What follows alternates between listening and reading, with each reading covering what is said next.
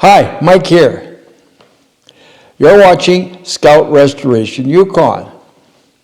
In this video, I installed the dashboard and steering column into my 1966 Scout 800.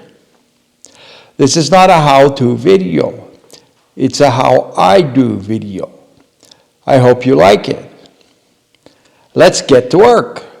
If you want to help, please subscribe to Scout Restoration Yukon. It's free. Mike Morrow, over and out. Here's the dash for the 1966 Scout 800. It's all assembled. It's ready to install in the Scout. So what I'm going to do, it's suspended from my rolling gantry right now. I'm just going to roll it over the Scout and gently lower it down into the cab right in front of where it goes. And then I can work on it little by little as I want. It'll just be hanging there as I hook things up and make all the various connections and things. So let's get to work. This is the rear view of the dash with everything installed. So now I'm going to start rolling it towards the Scout very gently.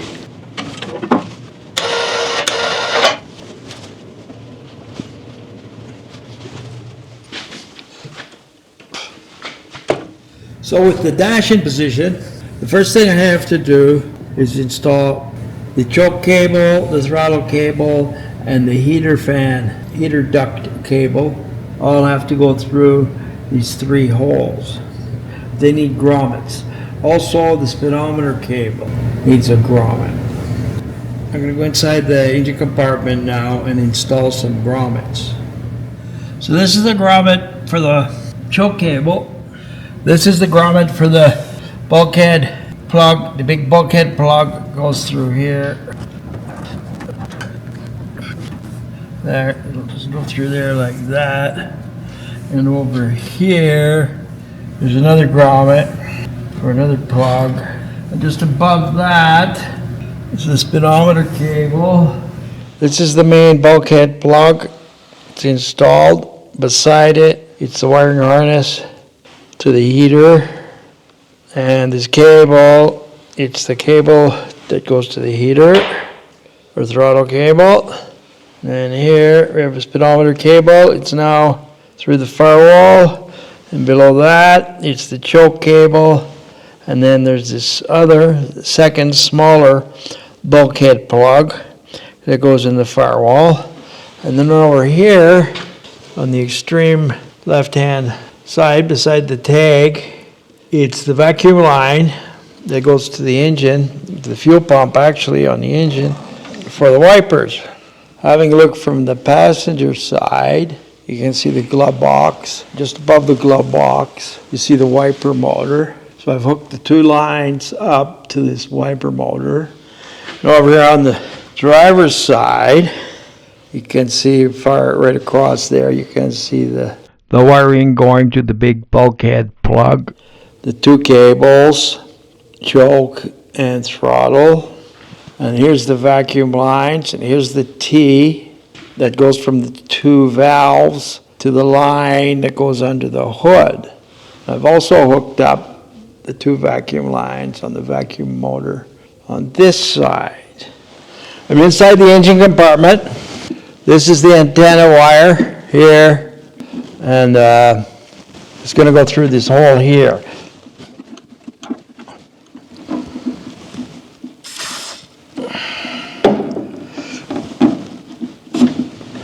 Now I'm feeding the antenna wire through the hole, and I'm going to feed it right across the top here, like that.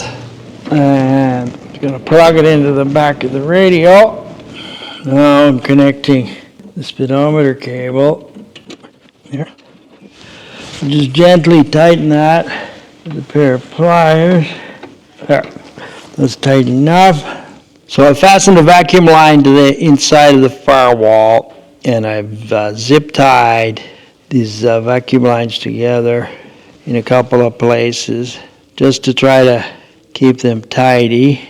So far, this toggle switch that's marked washer is supposed to be for the wiper washer, but I'm not sure if this Scout is going to have a wiper washer or not. I don't think it ever had one originally. So what I've got is this toggle switch. You can see through the steering column hole here. And before I install the steering column, I'm going to install 2 wires. So I made up 2 wires here, a yellow one and a white one, and I'm going to install them onto that toggle switch and just roll them up inside and behind the dash, so that later on, if I want to hook something up to this toggle switch, the wires will already be in place. So there's the back of the toggle switch with the 2 wires on it. These are the 2 defrost ducts. They go from up here, the defroster above the glove box. They go from up here down to here. This unit here, basically it's an elbow. The 2 ducts go on here, and it's got the flap in it, the door to open or close the defrost, or it's got a detent in it. It's got a middle position too, so it has 3 positions. That goes in this hole in the firewall. Now when I took it apart, there was no gasket or anything. It probably doesn't really need one, but I want to have a gasket. So I made a gasket for it here out of pretty heavy gasket material. So I'm going to temporarily mount this on the firewall where it goes with the gasket, and then hook up the ducts, the hoses. I'm just going to hold this in place, get this up in place like that. Reach around the other side and start the nut. 3/8 National Fine nut. On the left-hand side, I'm just going to put a bolt and a nut for now. Later on, when I install the heater, the stud will come through the firewall. So I've installed the defroster ducts. There they are at the bottom.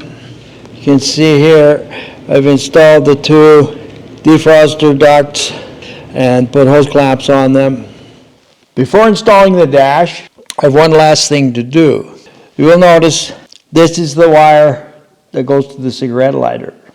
In here, it's taking power off the post on the ammeter. This wire from the factory, this is a factory installation to the cigarette lighter. But it's not fused, so I don't like that. I'm just going to simply splice in this 30 amp fuse. It doesn't take 30 amps to run a cigarette lighter, but nowadays you don't know what people are going to plug into cigarette lighters. It doesn't take 30 amps to charge a phone either. You really got to double check these crimps, pull on the wire. So now I've spliced in this 30 amp fuse. That's the nut. I call it the nut. And it'll go into the lighter here. And the wire on the cigarette lighter screws on. So what I have to do, thread this wire here out through the hole, the dash. So I have it here. Screw the cigarette lighter onto the wire. And go back down here. You can see the cigarette lighter poking through the hole here. So the cigarette lighter is reinstalled with a fuse. Now I'm ready to install the dash. I'm just looking here, checking to make sure everything is connected. And I don't see any problems. Everything looks pretty good. Attention, fellow Scout enthusiasts. Thanks for watching. I hope that you're getting useful insights from my videos. If I can earn 1,000 subscribers, I will be able to create Scout videos for a long time.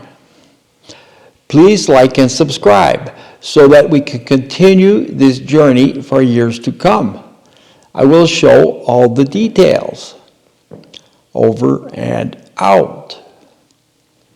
Installed the dash. It's all nice and tight. All the top screws are in, and some of the bottom screws are in. So it's all nice and tight and in place in the correct position. Now I'm going to slide in the steering column. So install the rubber I'm just going to loosen the bolts off on that top bracket so it can make a little more space. So I'm going to try to slide this steering column through there carefully.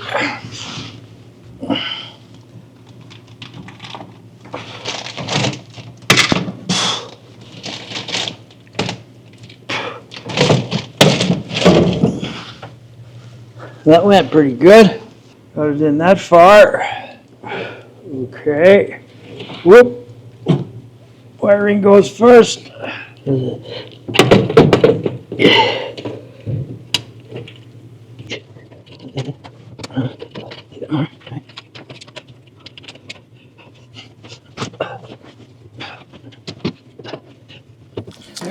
that's the next thing. This flexible coupler. Get the rubber bands off. So I have the steering wheel straight. Now I just want to install this little clip here, like so, and the two buttons greased. They clip right on there.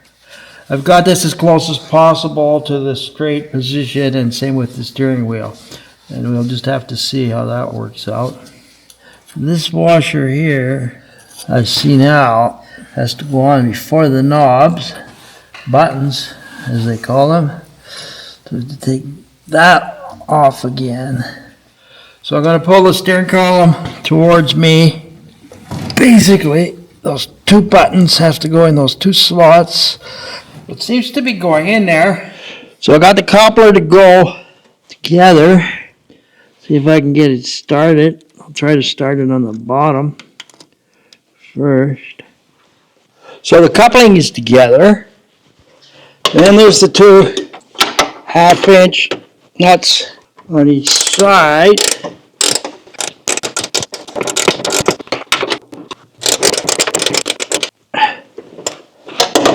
One done. That's the second one.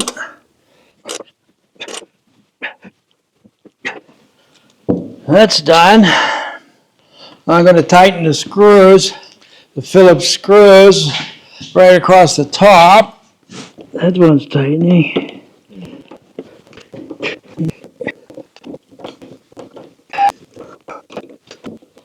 Okay. It is extremely difficult to access the saddle clamp bolts, but I have a solution. This is where the top saddle clamp clamps down, and there's a dowel that goes in this hole. And so I've got the steering column exactly where I want it. So what I've done is I've marked it here, and I've marked it down here where it's on the dash. So now I need to pull this out to get the dash in. So here's my solution. My solution is this, a piece of a 2 1/4 nail onto the head of each bolt. So the bolt, when you're underneath it, it'll turn, right? Like this one will turn, it'll hit here. So you don't need to hold it. Whichever way you're trying to do it up or undo it, this will hit. So now I can install the saddle clamp bolts and nuts loose. Then install the instrument cluster and easily tighten the saddle clamp nuts last. So I'm going to try to put the top of the saddle where it goes first. There. Now if I could just start these nuts on there, I'd be laughing.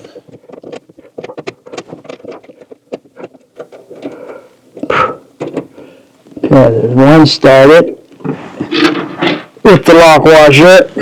The problem I have with this job is I've got my hands in here with all the wiring and hoses and everything else, and I keep disconnecting things and moving things and disturbing things. Okay, there, that came through. If I could get one more nut started, I would be really happy. Should be pretty easy, actually, but nothing's easy. I really would like to keep my lock washer. So let's try again. Okay, so now that is started. All my vacuum lines are connected. They're on the switches. My wires are all in the right places. And everything seems to be in place on the back of the instrument cluster. So now I don't need to go through here to hold the bolt. So let's just try slipping this instrument cluster back in where it goes. On this side of that, well, that's kind of a start. We're nowhere near where we need to be. Watch these wires and things. Barbs. Bottom end more, maybe. Wire here. See, the bulb popped out already. Bulb popped out of there. So it goes in quite nicely there. So what's stopping it here? There. Okay. So it's in place. Well, I'm going to put a couple of screws in there anyway, for starters. One there. May as well get all the screws in while I'm at it. One in this corner. Hold that in tight. Just have to line it up.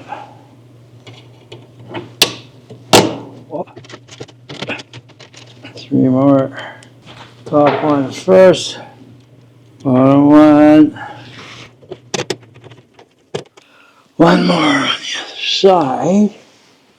Let's tighten them a little bit across the top. I'll turn this like that. Slide that over there. It's not too bad. Doesn't look too bad. Now, I didn't change anything here. I didn't change anything anywhere. Though I could push that back in a little bit like that. So now, I'm going to try tightening up those bolts. Flashlight.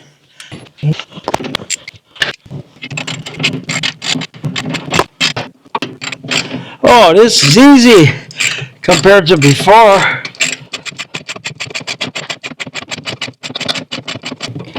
Just tightening one side a bit, moving over, tightening the other side a bit.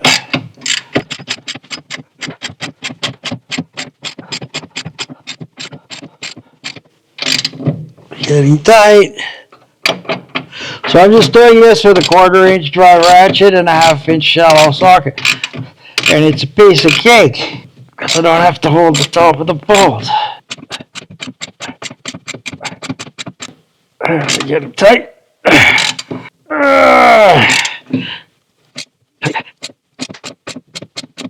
Tight.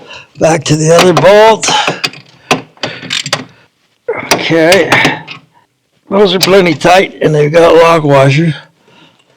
Yeah, and I can feel with my fingers the saddle went down perfectly into position. All right, here's a view from underneath. You can see the 2 bolts, the saddle, and the steering column going to the firewall. So that's pretty good. I think I'm happy with that. Now, there, steering wheel goes like that. Wheels are straight. I lost a part of the clip when I installed the dash. So I'd like to clarify a little bit about how I did that. And I think the most critical thing is those ducts, those defrost duct hoses that go up. They have to be done exactly in the right position, otherwise they obstruct the glove box from going in.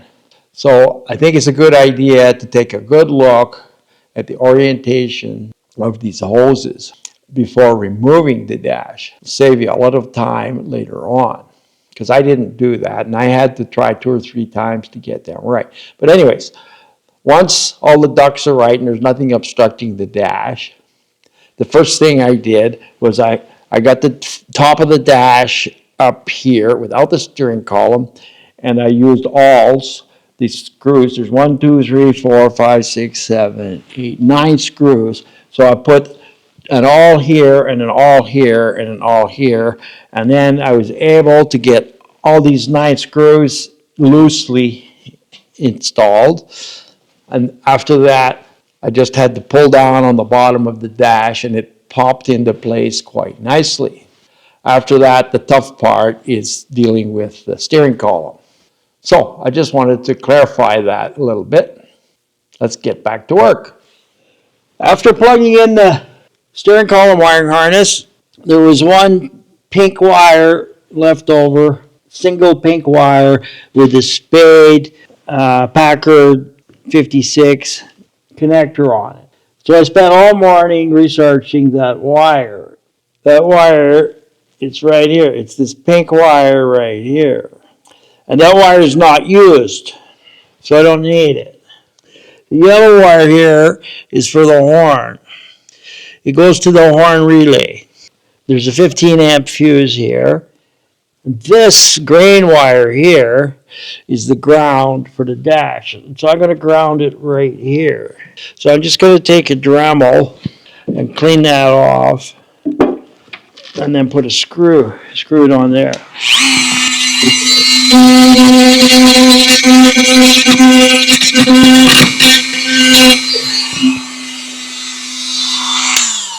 Just enough bare metal that the wire will connect to ground.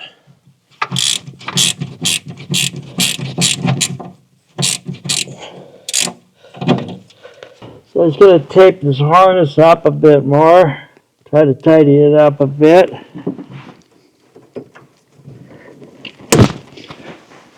going to put a zip tie that to the steering column. This is another ground wire coming from the dash. I'm just going to ground it right here. Clean that off and ground that. I was unable to find where to connect the yellow wire from the horn button. It may never have been connected. I don't know. So I found the appropriate wire, number 25, in the wiring harness, and I got a piece of yellow wire and I spliced into it. So that should all be pretty good now. Let's go install the springs for the pedals, return springs. One here.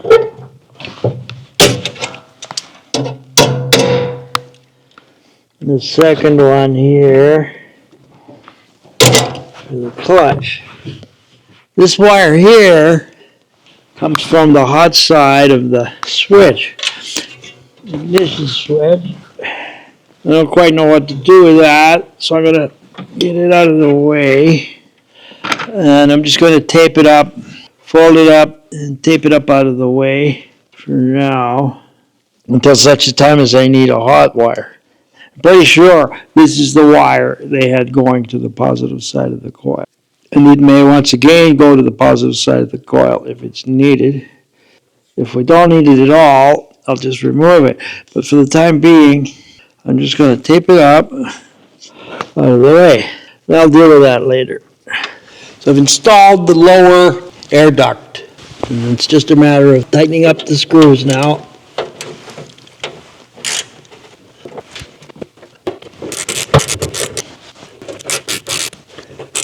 So I got a new dimmer switch. This is the part number. And I already put dielectric grease inside the wiring connector. So I just got to push that on. Screw this into place here. So that goes like that. The bottom screw is here. The top screw, the captured nut on the other side is not there anymore, and there's just a big hole. So I'm using a 1/4 inch fine bolt on the top with a lock washer and a nut on the other side. Tighten up the screw down here first. And put a wrench on here and go around the other side. 7/16. Tighten it up.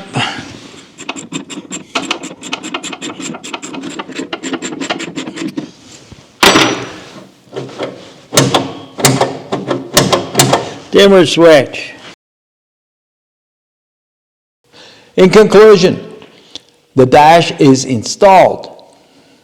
I'm expecting to encounter some problems later on when everything is installed and I connect the battery. Anything is possible. Who knows what previous owners have done to the wiring? This Scout was dead when I acquired it. I have no idea what worked and what didn't. My next video will be engine compartment wiring harness. I hope you like it. If you want to help, please subscribe to Scout Restoration Yukon. It's free. Mike Morrow, over and out.